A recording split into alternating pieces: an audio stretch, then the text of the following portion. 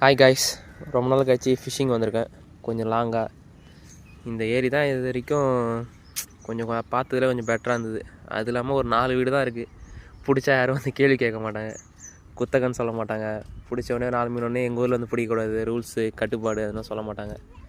என் தம்பி தான் கை தூண்டி போட்டு ஒரு 1/2 கிலோவில் வேறா பிடிச்சேன்னு சொல்லிருக்கான். போட்டு பார்க்கலாம் ஆச்சு அடிக்குதான் நான்.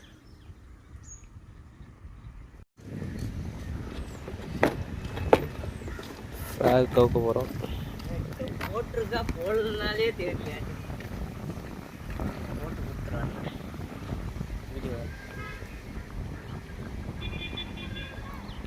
4-5 ஃப்ராக் இருந்தது. எல்லாத்தையும் நம்ம சிஷிய பிள்ளைங்க ஒரு கேஸ்டிங் அப்போ மீன் அடிக்கிறப்ப எல்லாத்தையும் முடிச்சு விட்டாரோம். இதுக்கப்புறம் ஃபிஷ்ஷை பிடிச்சி விற்றுட்டு அதெல்லாம் வாங்கிக்க வேண்டியதான்.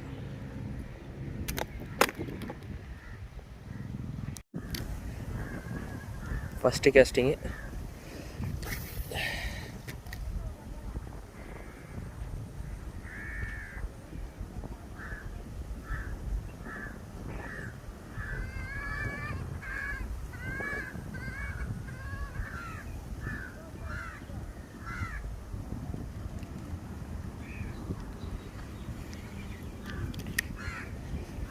ஒரு மீனோட ஆக்டிவிட்டி தெரியுது, எடுக்குமான்னு பார்க்கலாம்.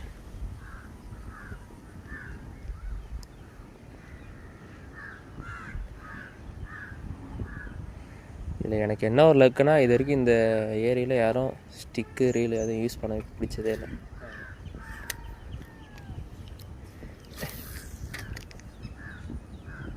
அதனால் எனக்கு கொஞ்சம் ஸ்ட்ரைக் கொடுக்குன்னு நினைக்கிறேன்.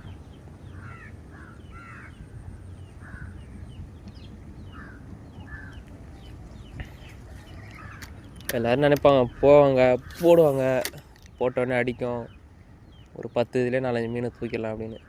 கனவு மட்டும் தான் காணலாம். அந்தமாரி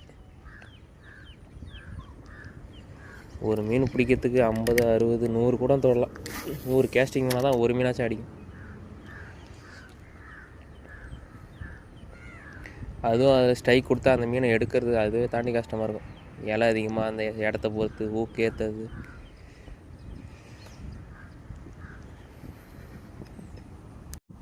இப்போ வரைக்கும் எந்த ஒரு ஸ்ட்ரைக் கொடுக்கல. ஃப்ராக் கொஞ்சம் மாற்றி பார்க்கலாம். பாண்டா போடலாம்.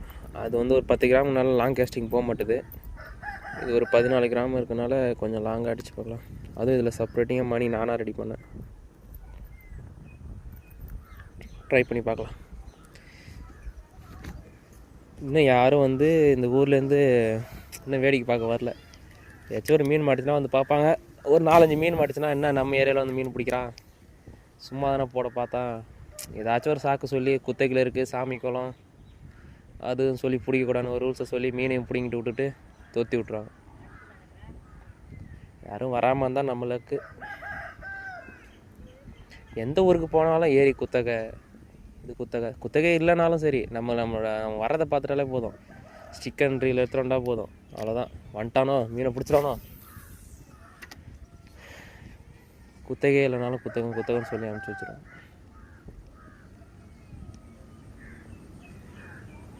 கேஸ்டிங் பண்ணிட்டு போல் தம்பிக்கு ஒரு குட்டி விரால் அடிச்சிருக்கு. அது நல்லா புள்ளியாக, ஏன்னா சின்ன வயசில் கை தூண்டில் பிடிச்சது தான். இந்த மாதிரி கொஞ்சம் பார்க்கவே சூப்பராக இருக்கும். இது ஒரு ரகம் புள்ளி விரால். பெருசானோட தான் இந்த ஷேடோ எல்லாம் மாறும் போல இருக்குது. ஆனால் இந்த மாதிரி ரகத்தை பார்த்து ரொம்ப நாள் ஆகுது. இந்த புள்ளியாக கிட்டத்தட்ட ஒரு 5 வருஷத்துக்கு முன்னாடி நானும் கை தூண்டில் பிடிக்கும் போல இந்த மாதிரி பார்த்துருக்கேன். ஒரு 100 கிராமில் தம்பி கை தூண்டில் பிடிச்சிருக்காரு. போடு அடுத்தது போடு.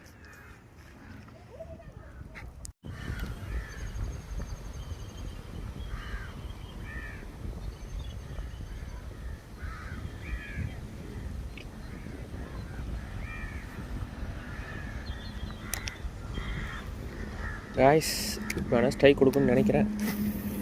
பார்க்கலாம். கேமரா எங்கே மாதிரியே வர மாட்டேங்குது. காற்று வேறு ஹெவியாக அடிக்குது, புயல் சொல்கிறதுனால. வருது ஃபாலோ பண்ணு. பிடிச்சிரு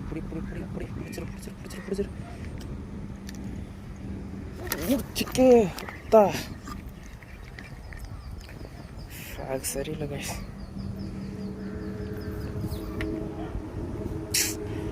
ரொம்ப நேரம் கழிச்சு கிட்டத்தட்ட 120 கேஸ்டிங் பண்ணதுக்கப்புறம் ஒரே ஒரு ஃபாலோ கிடச்சிது.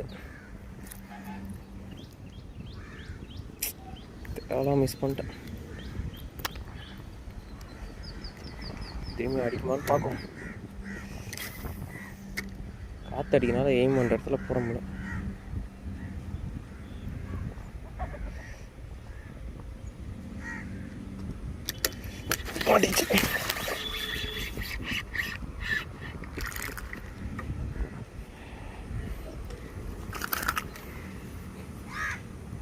ரொம்ப நன்றிப்பா. கிட்டத்தட்ட 120 கேஸ்டிங் அப்புறம் வந்து மாட்டினேன்.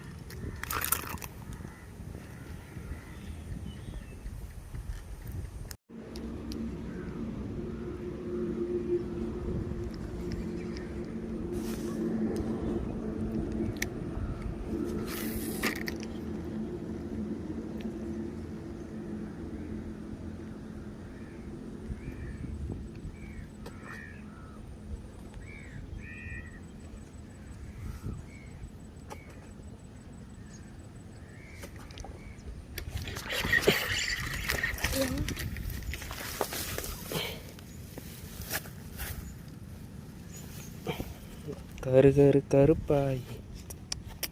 அந்த இடத்துல வாழை கிழங்கு போயிட்டுருவாங்க. நீ தூண்டி போட்டிருக்கல அந்த இடத்துல இருக்கும். ஏரிக்கு வந்த 2 மீன் தான் பிடிக்க முடிஞ்சது. அடுத்த ஏரியை பார்த்துட்டு கிளம்ப வேண்டியதான். இதில் குட்ல கண்ணுன்னா இந்த ஏரியில் இது யாரும் ஸ்டிக்கு போட்டு யாரும் மீன் பிடிச்சதே இல்லை. பேட்டில் கண்ணா ஏரி கொஞ்சம் ஆழம், அதனால் மீன் எப்போ வெளியே வருதோ அப்போ மட்டும்தான் ஸ்ட்ரைக் கொடுக்கும். அது வர வரைக்கும் நம்ம கேஸ்டிங் பண்ணிகிட்டே இருக்கணும். கிட்டத்தட்ட ஒரு 500 கேஸ்டிங் பண்ணிட்டேன். வேஸ்ட்டு ஏரிக்கு போக வேண்டியதான்.